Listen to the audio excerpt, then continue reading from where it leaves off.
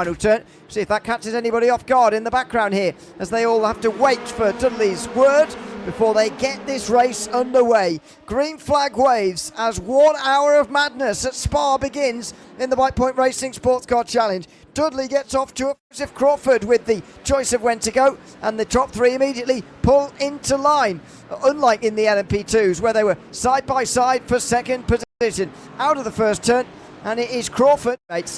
Smith had to come back straight back to pit lane. Castlebury carries on, but actually not as we thought. Actually, them taking each other off. Randy Olivo, the one who spins, qualified fourth in the sort of out of the first sector already. So they're actually quite a long way behind those real top guys, as you can see here. But Mackenzie McCord has also had his own trouble, and that's rear left suspension damage, and he's done that on his own. We got started, unfortunately. So we started with 48.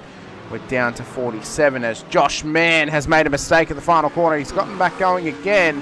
Have to wonder though if this was a half spin through the final issue, and probably far and few between the previous. Oh, no! An absolute plane crash on the way towards Blanchimont. It's a terrible accident. Oh, and the Mercedes hits the wall really hard at the end of the pit. Fair enough. I mean, fair enough. I would personally be leaning on the side of a racing incident, but maybe I'm, overly forgiving for a crash like that. That's the unfortunate scenario that's on hand. Luckily for Fabian, he actually didn't get heavy damage on his LMP2 car, because that car can brake very easily. He's just made contact. He's just made contact with Jed Cotterman.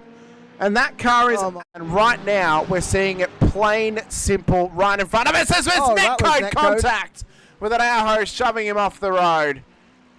Yeah, I could see that from the moon. That was definitely netcode contact there.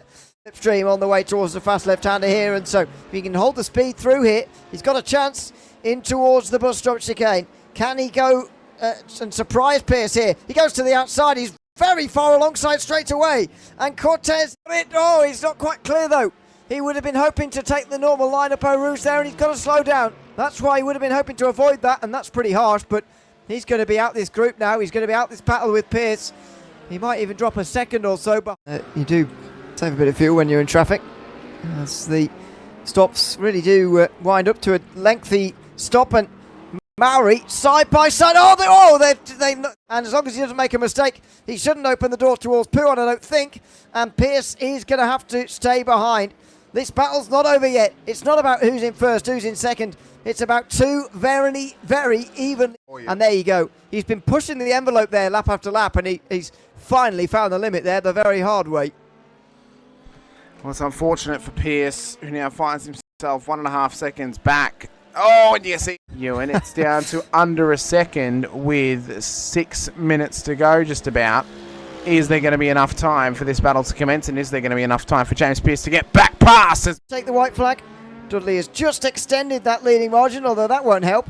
A dust cloud set out by one of the Ferraris in front, and he powers through and on his way to the final lap. And it's we think at the moment, but all of that has slowed up for Cortez, no doubt, and it might give Pierce a chance at the very final moment. Dalton Dudley, meantime, at the front of the field, is going to come through to take victory in the slowing here from that LMP2 in front. I don't think Pierce has got a chance from that far back, although he's really closed in here, coming on the brakes, and he's not quite got the right line. He was never going to get from that far back anyway, as I say, and Cortez does. Throughout a whole bunch of different categories, whether it's GT3 racing or even GT4 racing previously as well.